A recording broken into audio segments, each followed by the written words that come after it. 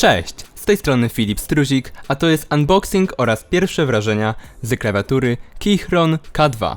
Zapraszam. Konfiguracja ta składa się z brązowych switchy, podświetlenia RGB oraz plastikowej ramy. Jest to dokładnie model K2B3. Jeśli chcielibyście znaleźć upragnioną konfigurację tej klawiatury w internecie, no to warto zapoznać się z numerami konfiguracji. Dlaczego akurat ten model? Odpowiedź jest bardzo prosta. Minimalizm, prostota, użytkowość. Klawiatura nie zajmuje bardzo dużo miejsca, ponieważ jest to model okrojony, taki TKL. Co dziwne, ma nadal strzałki, które pomogą niektórym, może mi, w poruszaniu się po linijkach kodu albo graniu. Posiada bardzo stonowany wygląd, który jest bardzo elegancki. No i moduł Bluetooth, który pozwala na pozbycie się przewodów na biurku, może i chwilowo, ponieważ trzeba kiedyś tą klawiaturę podłączyć, no ale dodaje to jeszcze bardziej minimalizmu. Co do zawartości pudełka, w środku jest taka krótka instrukcja, która w prostych krokach pozwoli nam skonfigurować ją z naszym komputerem, zmienić klawisze z Maca na Windowsa. No jest oczywiście sama klawiatura, przewód, który o dziwo jest krótki. Jest to przewód USB typu C na USB typu A. No i on ma 1,20 m, 120 cm. No do ładowania się przyda, ale ogólnie do podłączenia tak, żeby przez chwilę więcej trochę była ta klawiatura podłączona i jeszcze pisać, według mnie za krótki. Jeszcze jest taki keycap puller, dzięki któremu możemy bardzo łatwo te keycapy zdejmować z klawiatury. I jeszcze są same klawisze, czyli same keycapy dla Windowsa osobno i też inne wersje kolorystyczne Escape'a i klawisza do zmiany trybów podświetlenia RGB. Co ciekawe, zwykle w tych pudełkach w środku, dokładnie w tym worku, gdzie jest klawiatura, jest taka plastikowa nakładka na te klawisze, która ogólnie pewnie jakoś zabezpiecza tą samą klawiaturę przed nie wiem czymś w transporcie. I w innych unboxingach chyba widziałem ją, a tutaj jej nie ma. I wierzę w to, że to jest po prostu pomyłka osób już na produkcji, no bo czyja inna. No dobra, teraz to z racji tego, że jestem użytkownikiem Windowsa, jak na razie, no to zmieniam sobie klawisze, żeby to było Alt i Windows. I w miarę to jest proste.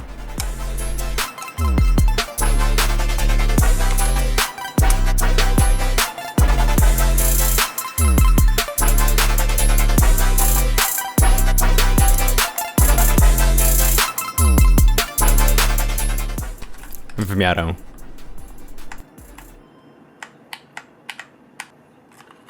Ok, sparowanie urządzeń jest bajecznie proste, wybieramy odpowiednią konfigurację klawiszy na klawiaturze, wtedy działa Bluetooth, no i wybieramy z urządzenia, z którego chcemy się podłączyć.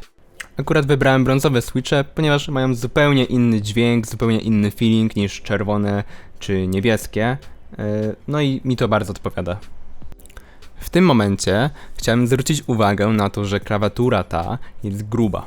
Jest ona wysoka i rzeczywiście może trochę powodować ból nadgarstków przy pisaniu, przy długich sesjach. Jest ona znacznie wyższa i grubsza niż inne klawiatury. No i tutaj nawet nie porównuję tych kątów, ustawiania tych kątów klawiatur, tych nóżkami, tylko po prostu jak one płasko leżą. No okej, teraz tak zwany sound test. Zapraszam.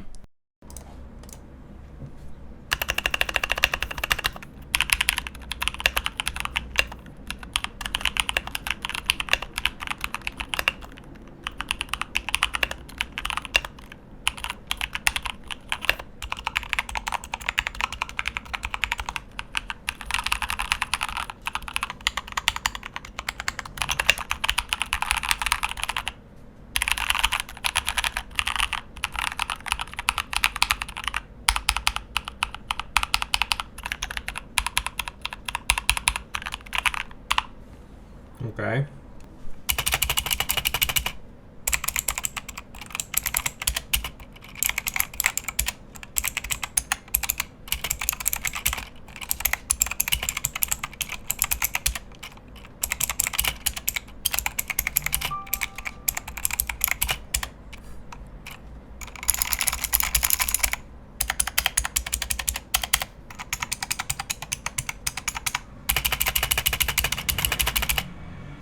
Okej. Powoli zbliżamy się do końca tego materiału, dlatego przyszedł czas na podsumowanie. Czy ta klawiatura robi dobre pierwsze wrażenie? Tak, zdecydowanie robi dobre pierwsze wrażenie. No i widzę, że tutaj mamy do czynienia z taką propozycją, gdzie mamy dobry stosunek jakości do ceny. No jak najbardziej jest to na plus. Czy ta klawiatura jest ciężka?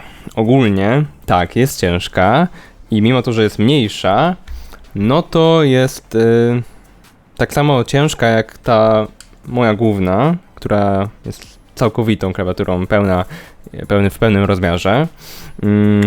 No i tak naprawdę, no tak osoby ją trzymać, no to trochę jest to ciężkie, ale no oczywiście jest mniejsza, mniej miejsca zajmuje. Czy warto iść w Full RGB? Ogólnie rzecz biorąc, to jeżeli nie ma dużej różnicy między ceną RGB a tylko białym podświetleniem LED, no to warto może pójść w te RGB, jeżeli ktoś lubi kolorki i tak dalej.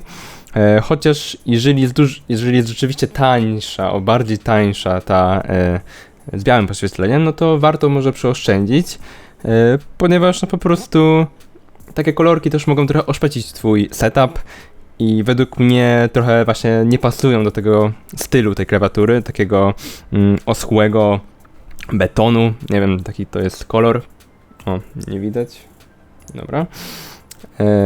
Dlatego może ta biała po prostu będzie bardziej ekonomiczną, optymalną wersją. Co z grubością klawiatury? No, jest mega thick i trzeba sobie jakoś radzić. No to tutaj propozycją są takie podkładki pod klawiaturę, żeby podwyższyć nadgarstek cały i żeby to było bardziej proste. No i można takie kupić od producenta albo też samemu sobie zrobić. No a propos robienia rzeczy samemu, to niedługo będzie materiał o wykonaniu w sumie i efekcie końcowym mojego wymarzonego biurka, a dokładnie blatu, które będzie to biurko elektryczne. Więc zapraszam do obejrzenia tego filmu, jeżeli już jest. No ale póki co jest w zakładzie stolarskim Art Stol Lubin. Bardzo pozdrawiamy. Jeżeli dobrze pójdzie, no to przebranżowimy się i będziemy robić tylko blaty do biurek. Żart? Może nie. No a w międzyczasie już mówię, że to koniec tego materiału. Dziękuję bardzo za obejrzenie. No i wszystkim mówię siema.